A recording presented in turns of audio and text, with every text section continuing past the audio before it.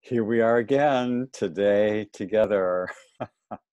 Good to see you. I love being with you.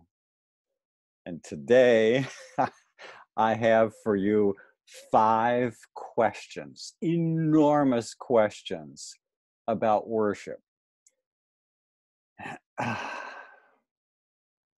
First question: how do papers 1 through 4 and the first first 2 sections of paper 5 prepare us for section 3 on true worship? That's the focus of the study that I'm putting on my website and introducing you to today. Second question. I've got to read something first for you. Worship is for its own sake. Prayer embodies a self or creature interest element.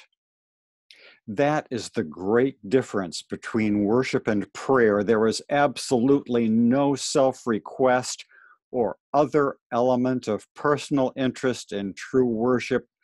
We simply worship God for what we comprehend Him to be. Worship asks nothing and expects nothing for the worshiper. We do not worship the Father because of anything we may derive from such veneration. We render such devotion and engage in such worship as a natural and spontaneous reaction to the recognition of the Father's matchless personality and because of his lovable nature and adorable attributes. Questions. Are we sometimes more interested in worship than in the Father? What is your motivation for worship? How can we leave self-interest and creature interest behind as we worship? Third question. Note the sequence. We worship God, pray to and commune with the Son, and work out the details of our practical affairs with the third source family. In the sequence here, when we cease to focus on the Father in worship, does our worship just totally stop?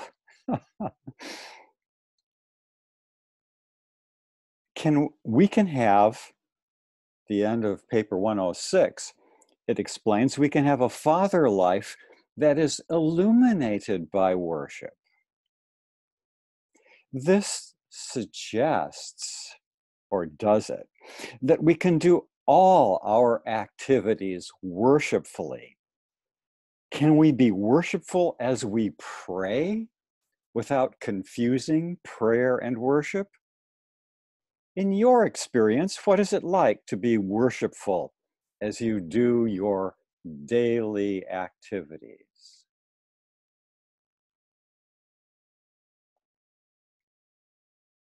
Next question. Sincere worship connotes the mobilization of all the powers of the human personality under the dominance of the evolving soul and subject to the divine directionization of the associated thought adjuster. Question: what are the powers of the human personality? And how do we mobilize them? How do you mobilize them? Last question.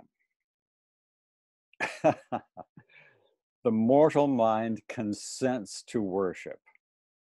The immortal soul craves and initiates worship. The divine adjuster presence conducts such worship in behalf of the mortal mind and the evolving immortal soul. Last question. Please comment. What experiences do you have of worship? What questions do you have? I would love to see somebody comment on this blog post and read the associated document and so on. So just have a wonderful time worshipfully living and focusing on our beloved, awesome Father in worship.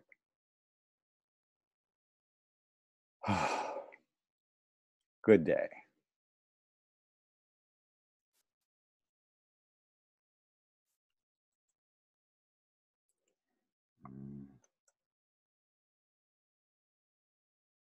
Having trouble here turning off this recording. There we go. Bye-bye.